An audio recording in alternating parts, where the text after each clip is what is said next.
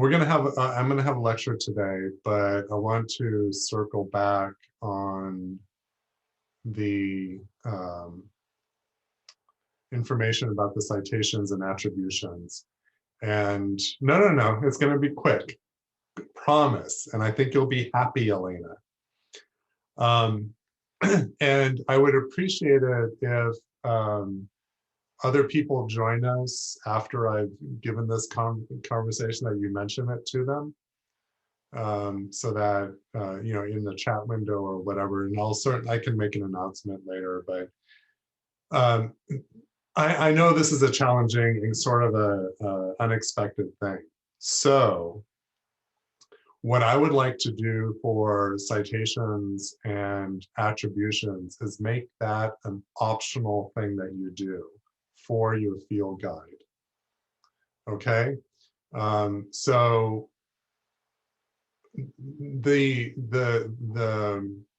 when you get to a university, citations are just secondhand nature.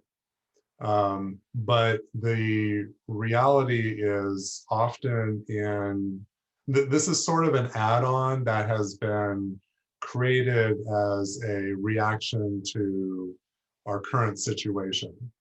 So when we do a plant ID class and we are working together and in an actual lab where we're getting samples and all that, we really don't need, you need your textbook and you need the samples that you have. And so depending on photographs is a new thing. So I want to keep it more toward what we traditionally do, and know for your field guides, the citations and the attributions are optional. What I would recommend, however, is if you want to do that, if you feel it will give your field guide more prestige, and particularly if you intend to pursue landscape architecture as a career, especially if you're going to go to a university, then I would recommend that you continue to do the citations and the attributions. But if that's not your intent, or you don't want to take the time to invest in it, then I'm not going to discount that in how I grade your field guides. Okay, so does that make sense? Okay, so with that, I also want to encourage you to go to Nurseries and take your own photos. Fabi's been really good. Fabi's been fabulous about taking photographs. And I think that should be really what you rely on. But the challenge, of course, is that I'm not showing you exactly where the plants are. And that's where the nurseries come into play. So if you find them at a nursery, it's ideal if you could take photos of the plants and use those in your field guide, even if it's a tiny plant. At least you have that example that you can include. And that also allows you to not do as many citations or attributions, because it's your own material, both the sketching and the photos. So there's going to be, on the field guide, there will be bonus points for those who use their own photos. And by extension, that means that there will be bonus points for those who go to nurseries or neighbors' houses, or wherever you can to find these plants and take photos. And certainly bonuses for sketches. I mean, anything that can, the sketches in particular, but also with your photos, that is creating a field guide that's your personal representation of these plants. And this is what landscape architects do. They present their designs with illustrations and photographs so that people can understand what they're doing. And the sooner you can dial into creating a good presentation, the closer you are going to be to becoming a designer. Does that make sense? Yeah, okay. So I hope that makes sense. Certainly, we will, I'll extend those comments into announcements for those who aren't here. But if you're talking with each other, then feel free to mention it as well. Okay, well, I was hoping that we would have more people online, but what I'm going to do, as you know, yeah, Elena, go ahead. Okay, I understand about citation and blah, blah, blah, but what to do with herbarium? How to present it? Yeah, you take a picture of it. To me that last week I put it under heavy book and it's ready. That's awesome. I love it. What to do with? So the next step is to take a picture of it. And put in. Yeah, and that's what I do is I put it on a white piece of paper as a background. When I was a child, we did like a big albums, like photo albums with all of our herbariums. When I was a child. Oh yeah, yeah. We did it in albums. Mm-hmm. Yeah, so yeah, and certainly if you want to keep them for yourself, I think that's great. But for our purposes, since everything is virtual, we just have to make electronic versions. Okay. And you can also use it for sketching if you want to give a go at trying some sketching. I just yesterday I did a quick sketch of one of our plants. Yeah, it's perfect, but you no, do it's it not fast. perfect. For me, it's a half day. I don't have this time. Oh yeah, that's the other thing. Too much time for me. I'm not handy, and I'm not, paint. Yeah, and that's why photography is my next best friend. Yeah. Much more easier. Okay, so as you know, next week we're going to get right into all the plants, and what I would expect for that is that you're going to be taking notes. And that's why I sent that one piece of paper, which was an example worksheet. So you can either have that up on your computer, make several copies, and then you can just fill in the information as we go. And then whatever I don't say, that's certainly up to you to follow up with using your textbook and looking for research, looking for more information online. I'm not going to be telling you every detail on these plants. Otherwise, every lecture is going to be boring, and I don't want you to labor over that. So that's why we're spending our lab time continuing with the research. And if I can answer questions after I presented the plants, during lab time, I can do that. Okay, so that we'll start that on Tuesday. For today, I have a lecture that I thought would bring in the season, because what I wanted to do is talk about winter in the nurseries.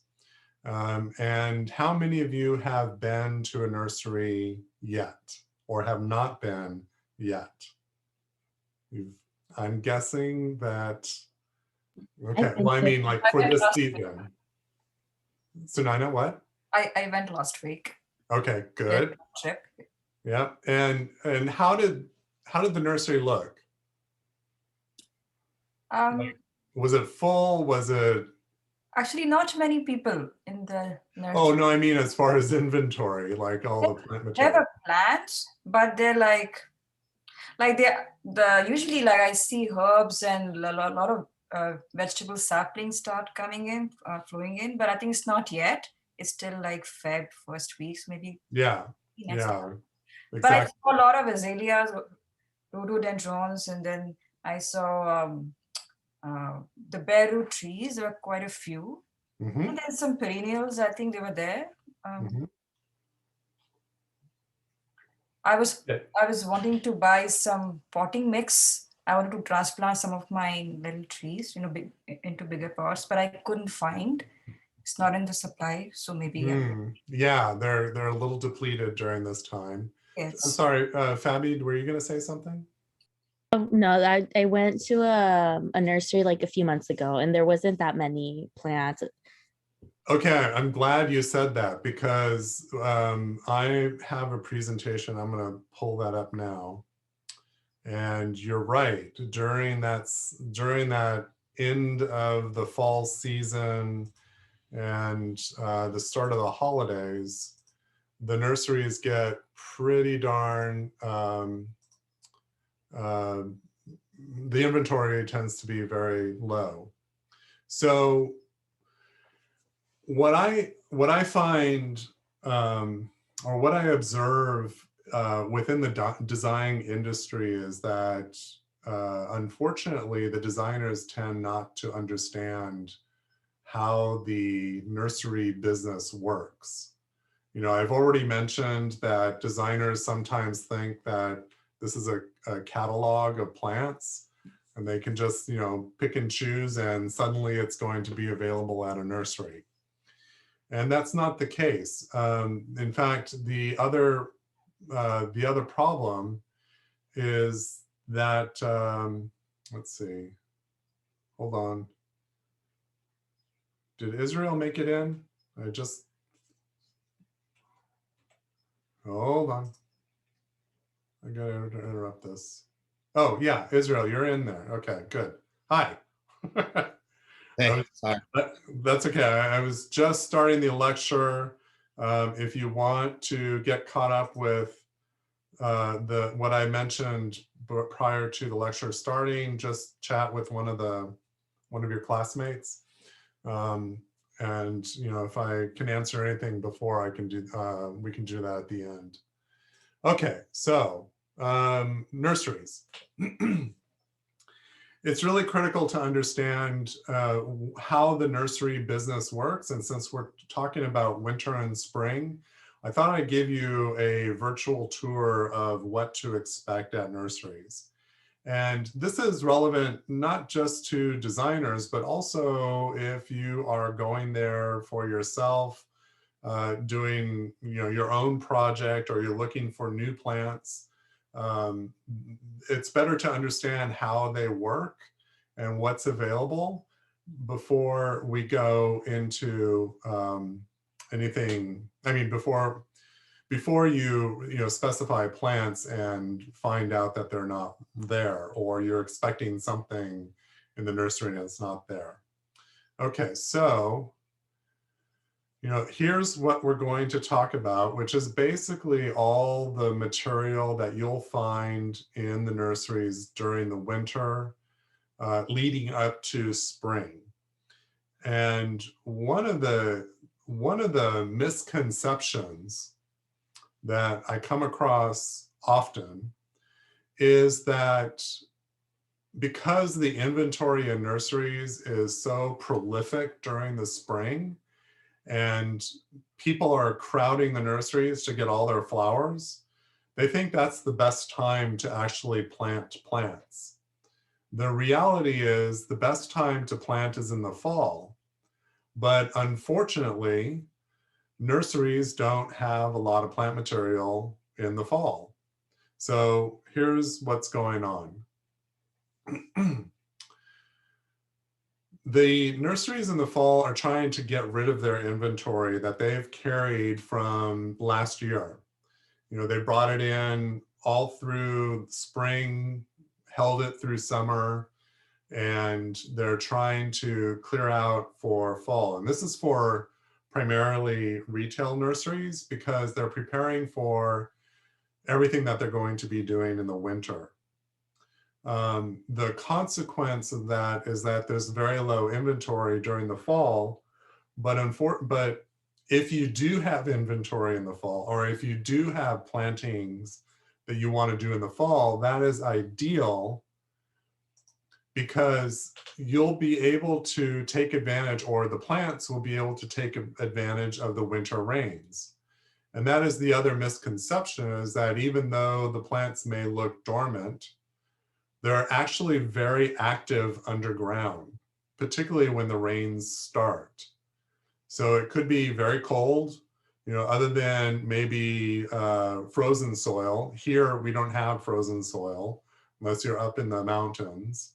The plants are continuing to grow. They are taking advantage of the winter rains so that they can store up and prepare for what they're going to do in the spring and survive the summer.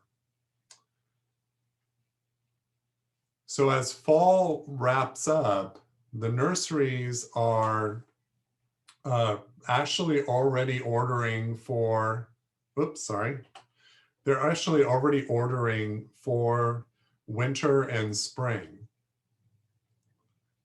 so that, you know, they're ready to go. And designers, there are some designers that like to find unusual species that are typically not available at the nurseries. And during the fall season, that is the time to do your mail ordering of whatever you find in your catalogs, so that these nurseries that are far away can prepare their orders and have them delivered during the winter when the plants are dormant. It's easier transportation, okay? You don't want to transport during the summer when there should be planted and growing. By the way, feel free to interrupt me and ask questions anytime. Okay, so we've got the nurseries preparing for the winter. We've got designers preparing for the winter if they have a compulsive need to buy plants mail order. And the retailers are eliminating their inventory because they're preparing for holidays. And the wholesale nurseries, they're the ones that still have all their plant material. And by the way, as designers, you really should be going to the wholesalers, not necessarily to the retailers, because that's where a contractor is going to get their inventory. That's where you can get the most direct route into specifying what's available. So let's start with fall bulb planting. Now, when you go to a nursery in the fall, you're going to see all kinds of available bulbs. And they can be everything from daffodils and tulips and crocus and hyacinth, which are the most popular. But there's also iris, lilies, fritillarias, and alliums. And they need to be planted at different times. Mostly, this is a California thing, but if you were to plant crocus, hyacinth, narcissus, and tulips, narcissus being daffodils, if you were to plant those as soon as you bought them at the nursery, they will probably start coming up and bloom in December. So if you want to have them bloom in the spring, the better thing to do is to plant them, hold them, put them in a refrigerator. We have a refrigerator in our garage that we don't use the vegetable crisper for vegetables. We stock up on a bunch of bulbs that we're going to plant when we have cold weather. Because if you take them from the refrigerator and you plant them during December, January, then they'll still stay dormant mostly. And then they'll start coming up in the spring. So it's going to be up to you. If you want to plant them earlier, you can certainly do that, but you'll get an earlier bloom. Elena? I did my daffodils beginning of November, and just 3 days ago, first bloom. Yeah, in February. Yeah, and Yeah. I specifically did it because I wanted first for Valentine. I have And I some got it. Yeah, I have some paper white daffodils that have been in bloom for the last month. And it's because I put them early. So what that does, it's actually something that's pretty brilliant in a way where you could plant in succession, which means that you can plant some early and then wait a couple of weeks and plant some more, and then wait a couple of weeks and plant some others. And then that way you get an extension of that bloom time. Now, over time, that they may adjust to the climate and the weather. So if you don't dig them up and put them in the refrigerator every year, and you just leave them in the garden, they may all start coming up around the same time. So that takes care of some of the more popular bulbs that we see available. But above that in this list, you see alliums, iris, lilies, and fritillarias. And typically they do not need that cold snap. So it's better to go ahead and plant those earlier. I wouldn't plant them immediately, but probably in November is the best time. Professor, can I have a question? Certainly, Sue. So you mentioned when do we plant these bulbs? It will affect its bloom time, right? So if this year I planted in the fall, maybe it will bloom very, very soon. So how about next year? Because the bulb, it can come up year after year. So is it mean this year it bloom earlier and next year it's earlier, or what kind of that? Yeah, actually next year it will bloom about the same time. So if it blooms now, the next year it would bloom at this time. Oh, I see. So I see. if you well, I should ask, what type of bulbs are they? Are they daffodils or tulips or? Oh yeah, it might call how to say it. Yeah, it's exactly the same. This one on the picture, the yellow one here. Okay, yeah, so that is the scientific name for what you see as narcissus. Yeah, actually, last year I planted this flower in the fall, in the spring. So now they are blooming. It is the blooming. But last fall I planted a camellia, and when I planted, and they are kind of bloom very soon. And this year they are kind of bloom in the early fall. It's like that. Right. So daffodils or narcissus are some of the hardiest bulbs that you can grow. And if they bloom at a time of year you don't want them to bloom, then the best thing to do is in the summer, dig them up, store them, and then in the fall, put them in the refrigerator and wait until, December, January to plant. But, I'm getting off. We're going to talk about narcissus soon.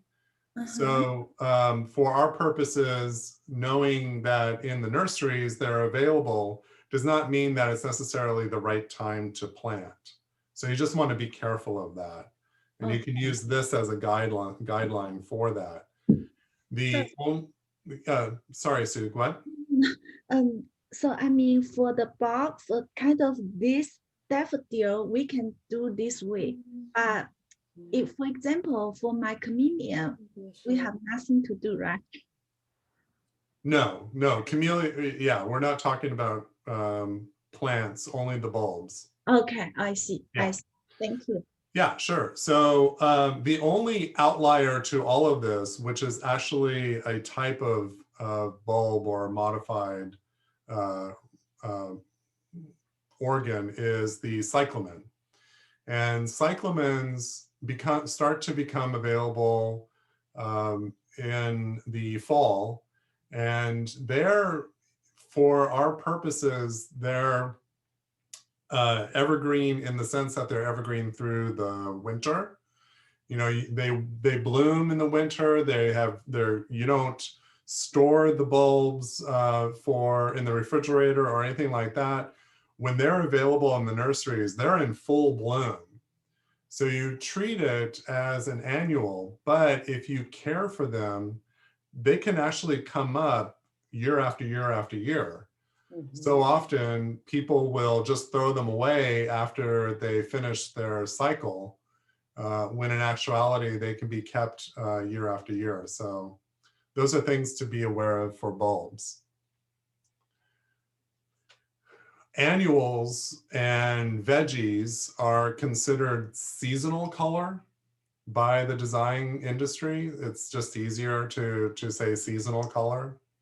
And this is a list of them. You see that cyclamens is in this list again, because that's how it's treated, is as a seasonal color rather than a bulb.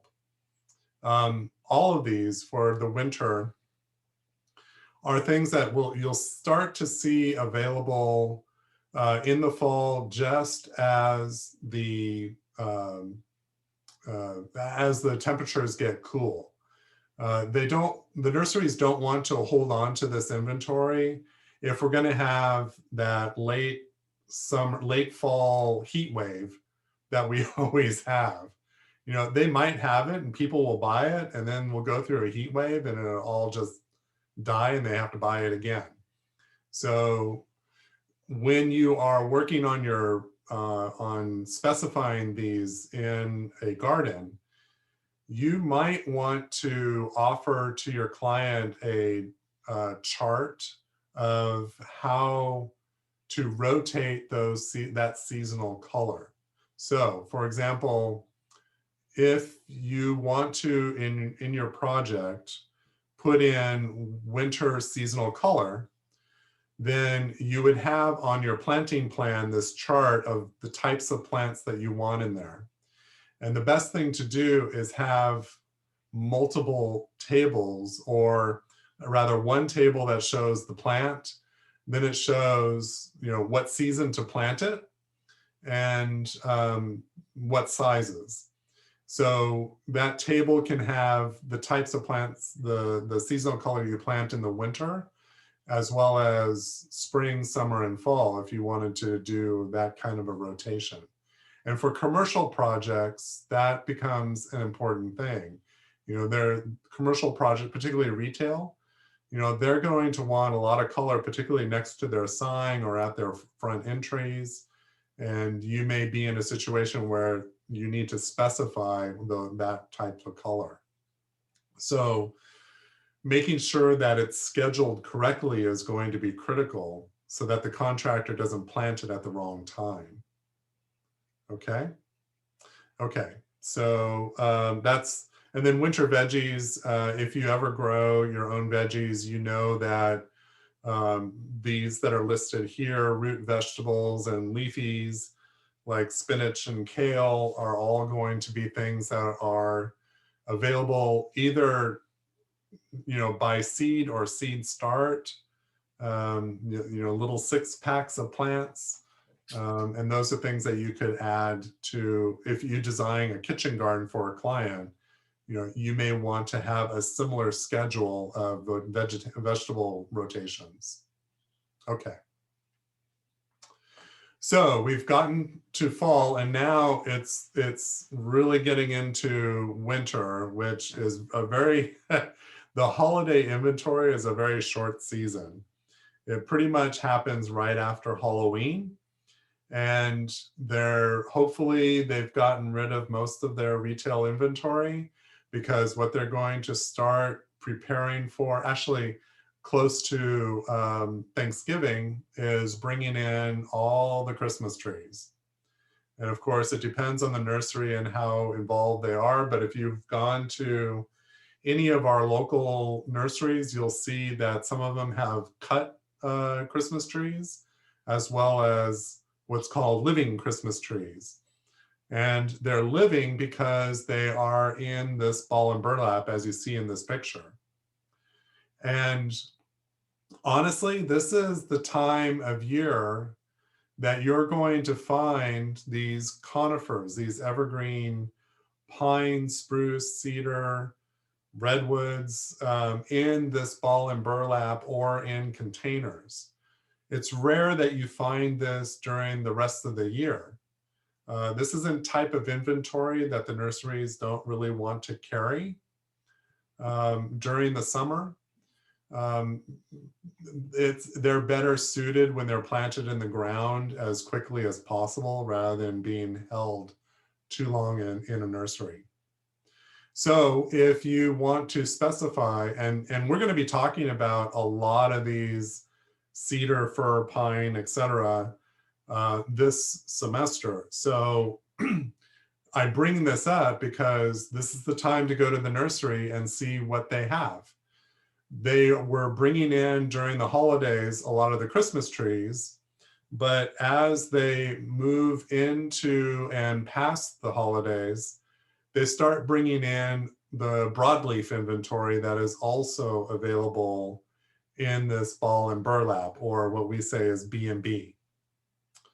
So these are also, you know, things that they can sell during the holidays, but if they're going to retain all this inventory through the winter for everyone to plant. So ball and burlap and broadleaf inventory, you can see there are some familiar names here from last semester, but also holly and osmanthus. These are all popular holiday things.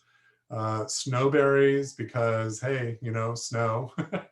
They have a white berry, so that is very seasonal. And they're also bringing in deciduous trees and shrubs that have some interest to them. So, you know, I've listed a couple here. We're going to talk about a coral bark maple next week. And we talked about a red twig dogwood last semester. Well, there's also a yellow twig dogwood, and we'll take care of that this semester as well. So with all of these, you know, the firs, the cedar, the pine, redwoods, and spruce, as well as the ones that are listed here, when you go to a nursery, you should be looking for these to take pictures of, or, you know, test your skill on, you know, identifying them. And of course, after the holidays, right after January 1st, the nurseries are coming up with all their bare root material. So bare root material is often and mostly orchard plants, but also ornamentals like flowering cherries, you know, that do not produce fruit. And then also some of the perennial and shrub fruits, or perennials that are bare root, and shrubs that bear fruit as well can also be available in bare root. Blueberries, as an example, can be available in both bare root and container. But this is the time they bring them in because they're the easiest way to ship. They're the easiest time to plant these plants. And like I said at the beginning, if you plant these during the winter, as soon as they're planted, those roots are going to activate and they're going to start growing, and you'll have a much more established plant in the spring and summer than if you were to take the same plant in the middle of summer and plant it in the ground, because you're going to have to give it much more water. It's not established and it's going to take more time. Okay. So this is what you'll see, as Sunina mentioned, when she was at the nursery, she saw a lot of bare root inventory that's there. It might be in these boxes where they're all planted together, or they might be packaged where the roots are all, they're packaged individually. Other bare root material, like I mentioned, are some of the fruits, including strawberries, like you see here. And they may have one leaf, they might not have any leaves, and it's just going to look like a bunch of sticks. So knowing what it is going to be key for you to make sure that you understand what are healthy root systems, as well as healthy plants, even though they are dormant. Okay. Kiwis, they can be in packaged individually, or sometimes I've seen them bare root. They tend to be rather frost tender. So that's something to be very careful about. That's one of the exceptions where it might be better to plant in the spring rather than in the winter. So, Professor, Yeah, Sue.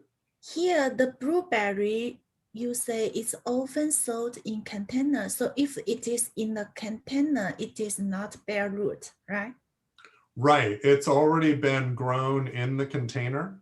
Okay, okay. Yeah. And you know, for planting in the winter, you can do either. You can do you can plant the bare root, or you can plant the container. Both will perform well. Okay, thank you.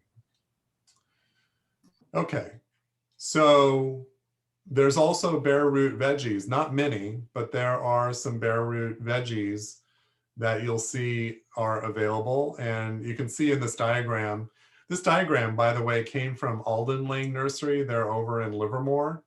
And if you ever have a chance to go there, it's an awesome nursery. I'm not any way affiliated with them, but it's a big nursery, and it seems like whenever I want to find something unusual, I can find it there.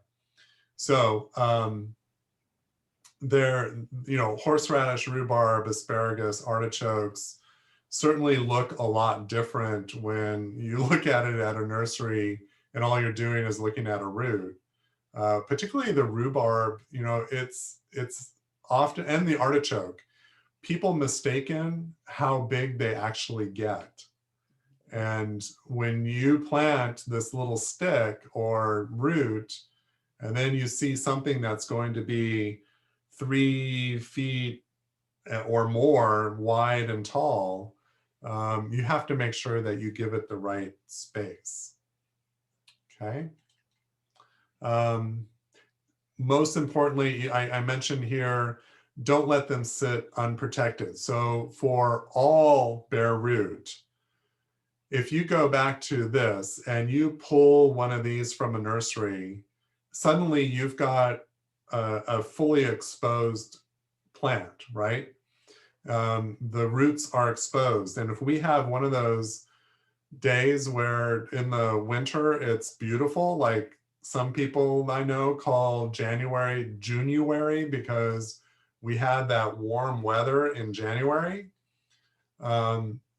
If you leave them out, they'll just dry out, and then you're not going to have a viable plant.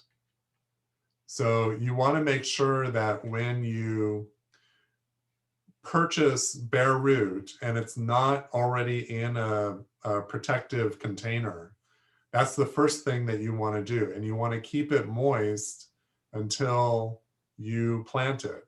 Now, how does this relate to a landscape architect, or more importantly, how it relates to the landscape contractor, is that if you specified some bare root inventory to be planted in the winter on a project, and the contractor goes and buys it, and then they don't really care whether or not it survives, but they throw it, you know, somewhere on the project, and they take their time planting it, and then in the spring they don't grow because they died. That's something that you need to be aware of. So the better that you are understanding the schedule of the contractor and when they're going to be planting things, and you are out on a site and you're observing plants with bare roots, you know, that are just sitting in the exposed air, that's something you might want to document so that there's no surprises later if they are in shock or die. Okay.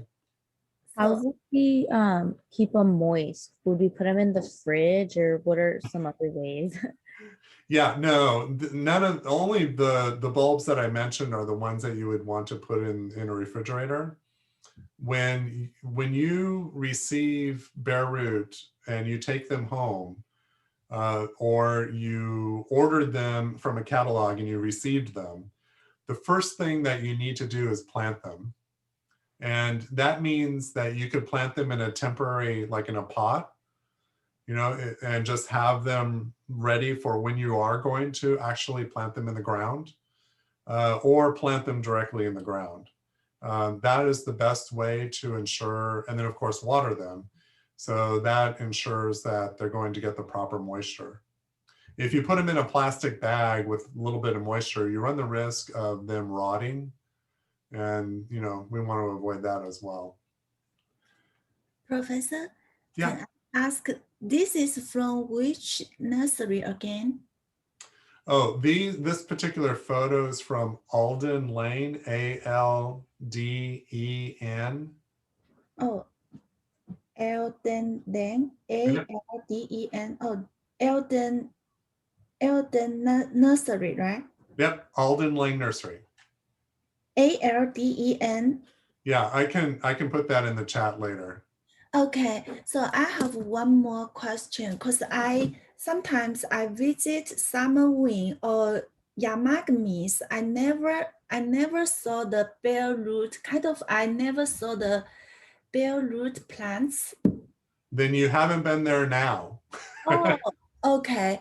So one more question. So I read a book. It tells when we plant the asparagus with seed, it is able to be harvested in 3 years. So how about if we plant it, use the bare root? Yeah, probably in about a year.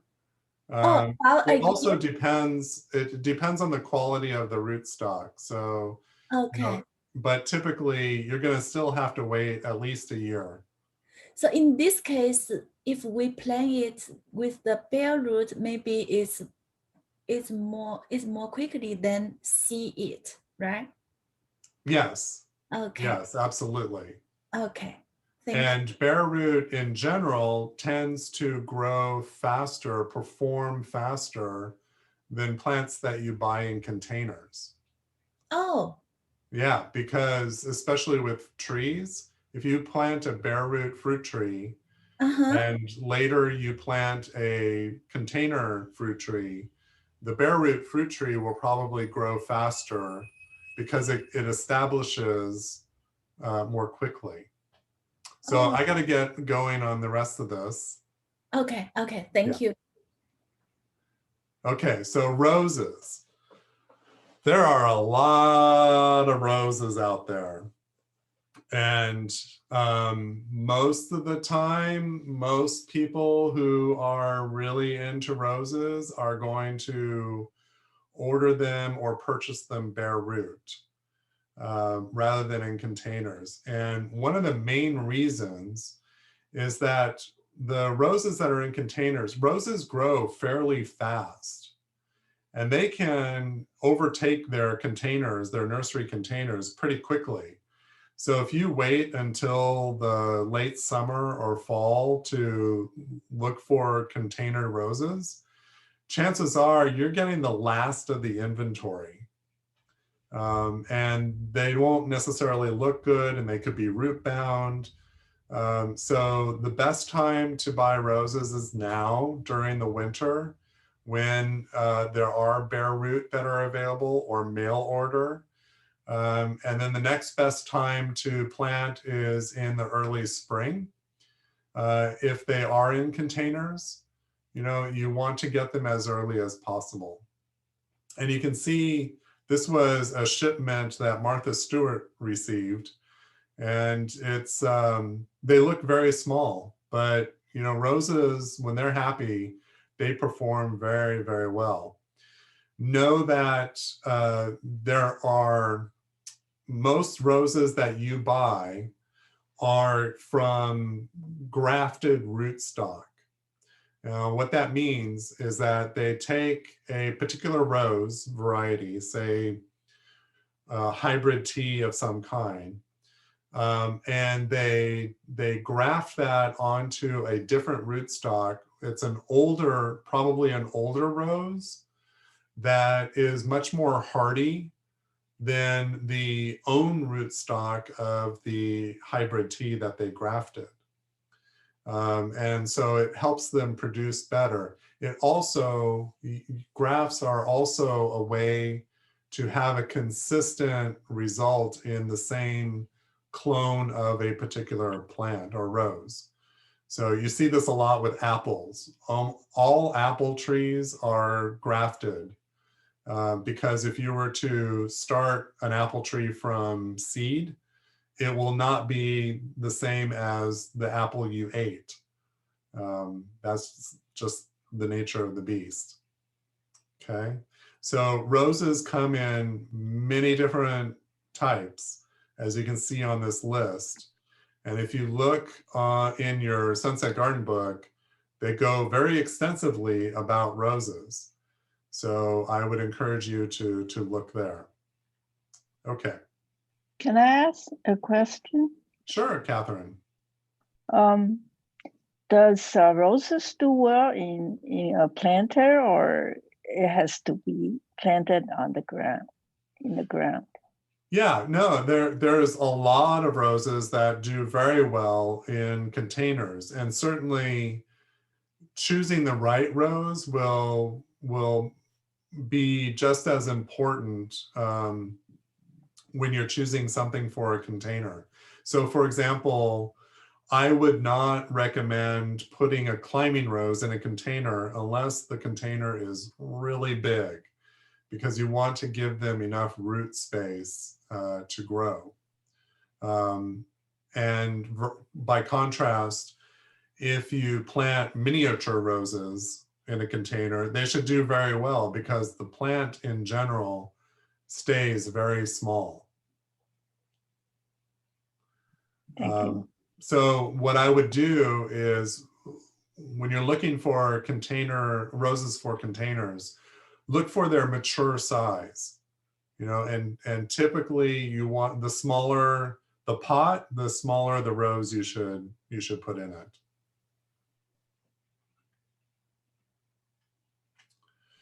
So along with the bare root, we have the ball and burlap, which I showed you at the beginning. And as you see, we have the evergreens that we talked about, but also deciduous trees become available in ball and burlap as well. So we're talking about the magnolias, the deciduous magnolias. Forsythia is really a big thing to find in winter, as is the witch hazel. They're actually, they can be in bloom while they're in the ball and burlap. Elena? Why is magnolia in both of categories? I'm sorry? Why magnolia in both categories, evergreens and deciduous? Okay, who of my past students can answer that?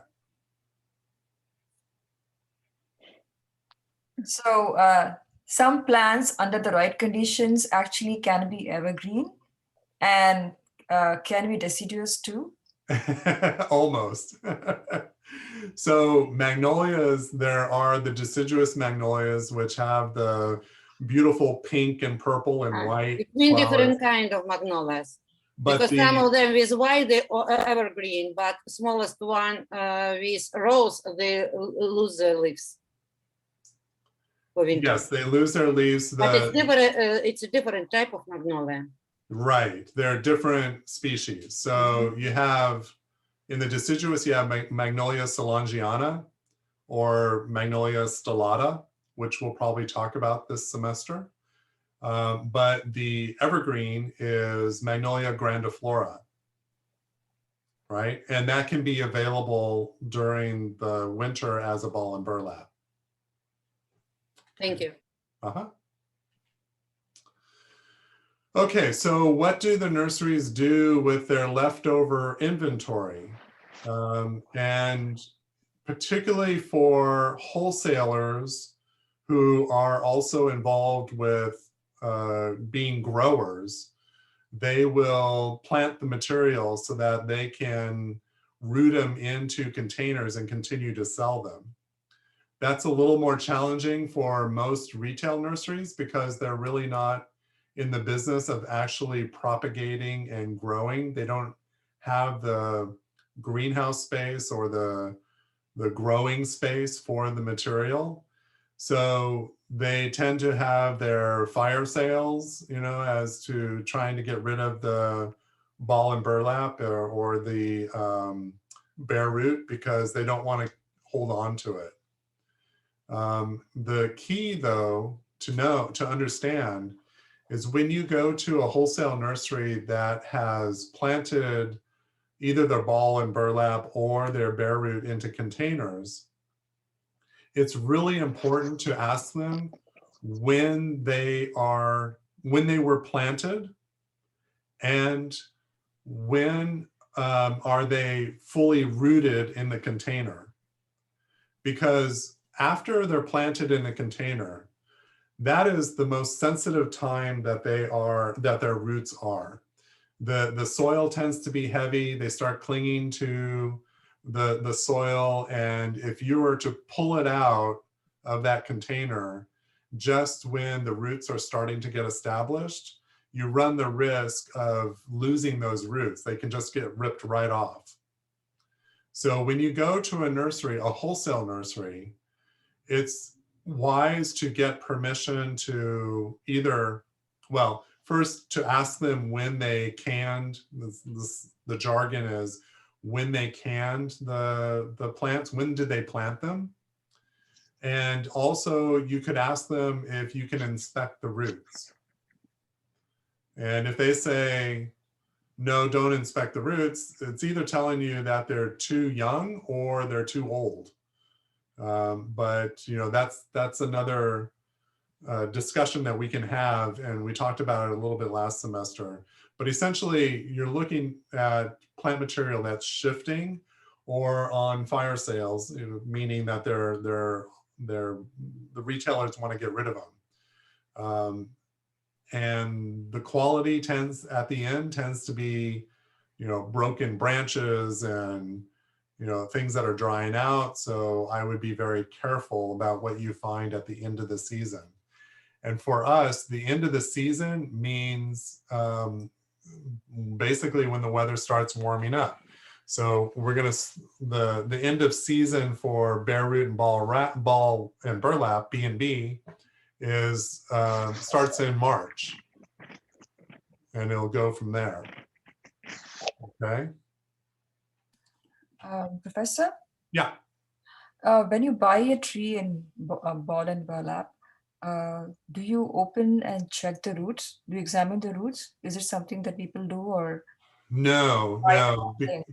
In fact, thank you for asking, because the ball and burlap material is often almost always grown in clay soil. And that clay soil, it basically, it makes it easier to transport and package up when the ball is rather clayey. Okay. So the problem is, as soon as you take that burlap off, that clay can break away. And if it breaks away, it could break the roots with it. Most recommendations out there are to leave the burlap on the root ball when you plant it and let the burlap degrade. Yeah. So yeah, it's something to be very careful of. Typically, because you can see, really, you have a visual of the plant, you can tell if it's a healthy plant without having to necessarily open up the burlap. Okay, so one of the reasons why I bring up this discussion is because if you are designing, you might want to take a client to a nursery. And one of the reasons why you would do that is because it's a great way to visualize your design. You know, you go there with your plans and you start showing your client, well, this is a magnolia and here it goes in your yard and this is what it looks like, and they can get excited about it and move forward with their design. Contractors may do the same with their clients. But the problem during this time of year is that there's very limited inventory. So you have to be prepared. When do you want to do that with your client? You know, if that's something you want to do. And of course, if you go to a wholesale nursery, then you might have lots of inventory to look at, but if it's dormant, and particularly perennials in a wholesale nursery, might just look like the dirt in the container. You know, there's really nothing to see because it's completely dormant. You're not going to be showing your client a very good product, and they can't visualize what you're trying to explain. So basically, the rule of thumb there is if you want to take a client to a nursery, the best time to go is spring and summer. Okay. So what does all this mean for a landscape architect? Is that it's all in timing. You know, you can have the most fantastic design that has a lot of interesting plant material on it, but when the plans leave your hands and then go to a contractor to build, that contractor is only looking at availability. So if you're relying on these plants that are not available during the right season, the contractor is going to come back to you and say, I can't find this, I can't get this. So you want to be very careful and knowledgeable about what is the schedule for the installation of this landscape. Okay. So for bulbs in particular, if you decide that you want to plant a mass of daffodils and the project is going to be built in the summer, then you might have to ask the client for a little patience until the bulbs are available, and then have a contractor come back later. And your client may not want to do that. You know, they may want to get the whole project done and they don't want to see anybody ever again. So yeah, timing is a big deal on all of these. And certainly for projects that are not your own, it's very difficult to work with mail order because you never know when you're going to receive that product. The growers will decide when it's right to send that material. So you may be expecting it at a certain time, but if their winter, if their winter or their summer or winter or spring changes seasons and they have to send it right away, they may have to do that, or they may have to delay sending. And of course, remember that if you want to refrigerate bulbs, you know, where do you have the capacity to do that? Either for yourself or for a client, you know, that's the other consideration. And there's all my attributes. So yeah, that's our lecture. And look at that, I'm only, sorry about the buzz on that. I was only a minute over our time for lecture. So anybody have any questions about what I just explained? For those of you who are late, during lab, we'll talk about anything that was missed. But for now, do you have any questions about what you'll find in a winter nursery? What about online orders? What about it? Sometimes if you can't find something in a nursery, you're looking for in computer. Is it Valuable or how? So mail order is very challenging because as I just mentioned, you never know when you're going to get the material. The mail order nurseries will decide when they're going to send it to you. You're talking about bushes and trees, but what about bulbs? Because I tried in fall a couple times to order cyclamens, and that packages which I received from United Kingdom was good. They grow well. From something in United States, no. Yeah, I think It was not Californian, it was Michigan or something like that. I think But how to choose? I think the UK has a better experience with cyclamens and mail ordering cyclamens because cyclamens are readily available at local nurseries during the late fall, winter, and early spring. I'm not surprised that mail order companies don't really focus on those as a priority.